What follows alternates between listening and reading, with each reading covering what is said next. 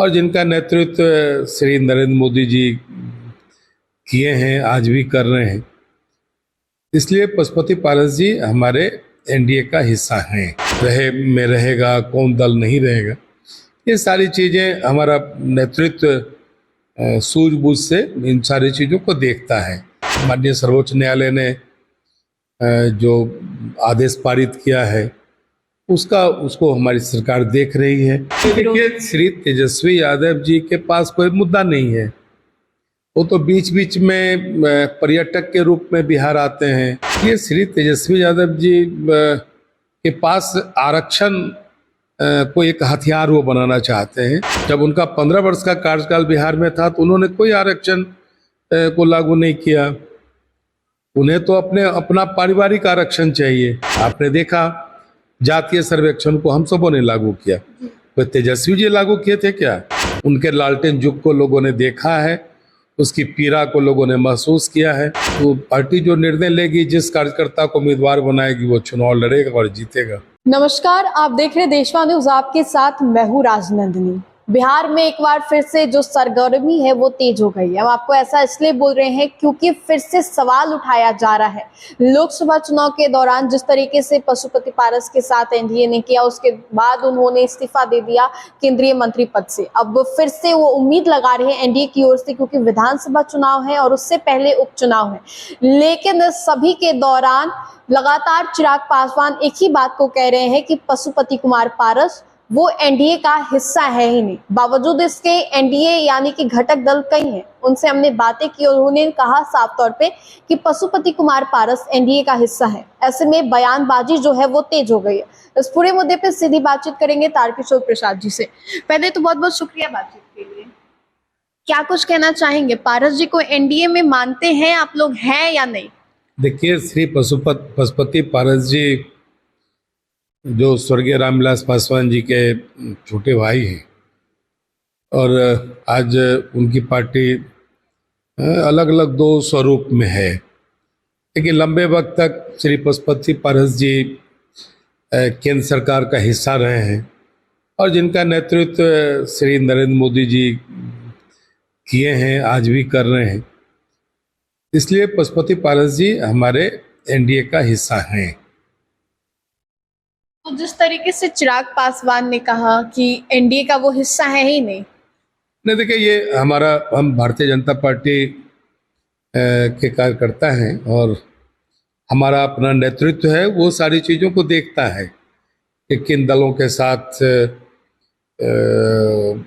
NDA रहेगा, कौन दल नहीं रहेगा।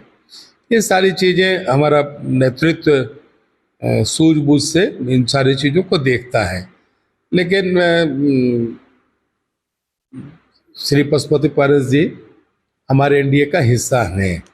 सर, आरक्षण को लेकर एक बार फिर तेजस्वी यादव बोल रहे हैं कि आप लोगों की सरकार है आरक्षण विरोधी। संतोष सुमन का उन्होंने जिक्र किया, जीतन राम मांझी का किया, कहा अगर ये लोग क्रीमी लेयर में नहीं आते हैं क्या? कई सवाल उठा रहे हैं तेजस्वी यादव। देखिए, माननीय सर्वोच्च न्यायालय ने जो आदेश पारित किया है, उस आलोक में कई प्रक्रियाएं अलग अलग तरीके से आ रही हैं। हमारी जो एनडीए की सरकार है, जो माननीय सर्वोच्च न्यायालय ने जो आदेश पारित किया है, उसको हमारी सरकार देख रही है।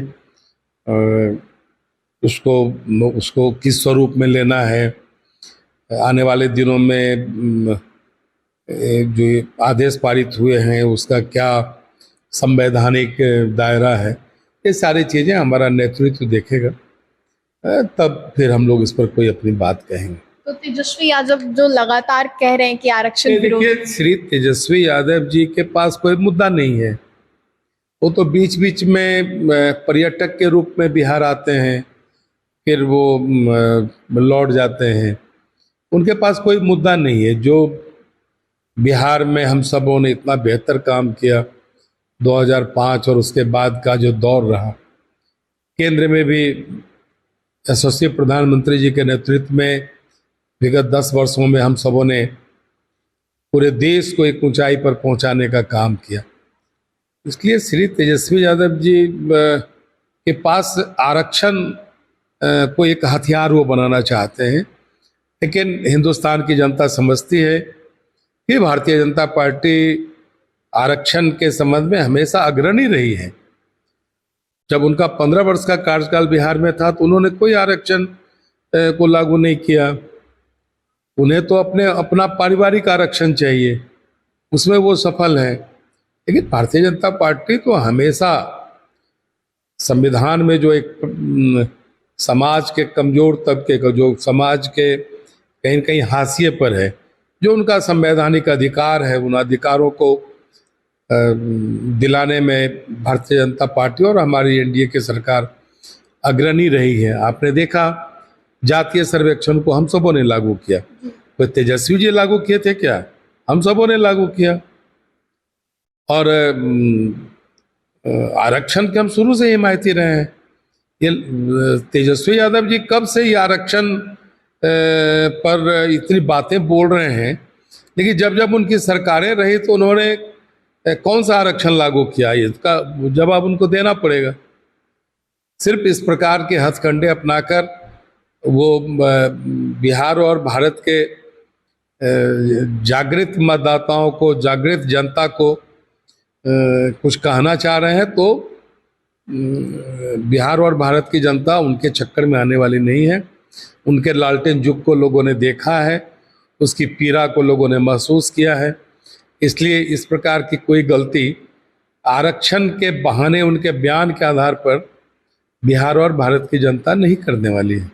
एक आखिरी सवाल होगा, सुनील पांडे भाजपा में शामिल हो गए। अब तरारी जो उपचुनाव होने वाले तरारी सीट से कहा जा रहा है कि उनके बेटे वहां से उम्मीदवार के तौर पर खड़े होंगे। देखिए, ये तो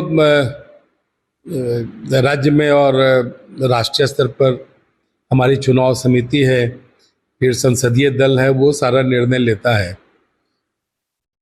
तो पार्टी जो निर्णय लेगी, जिस कार्यकर्ता को उम्मीदवार बनाएगी, वो चुनाव लड़ेगा और जीतेगा। बहुत बहुत शुक्रिया बातचीत के लिए। तो आपने साफ तौर पे सुना किस तरीके से तारकिशोर प्रसाद जी से हमने बातें की। लगातार जिस तरीके से बातें निकलकर सामने आ रही है, आरक्षण का मुद्दा हो या फिर कई और तमाम मुद्दे हो, इसको लेकर विपक्ष लगातार बिहार सरकार को घेरने की कोशिश कर रहा है। फिलहाल इस अपडेट्स में इतना ही, हम दोबारा जुड़ेंगे। अभी के लिए हमें दे इजाजत, बने रहे हमारे साथ और देखते रहे देशवा न्यूज। धन्यवाद। देशवा न्यूज पर वीडियो देखने के लिए लाइक करें, सब्सक्राइब करें, साथ ही बेल आइकन दबाना न भूलें।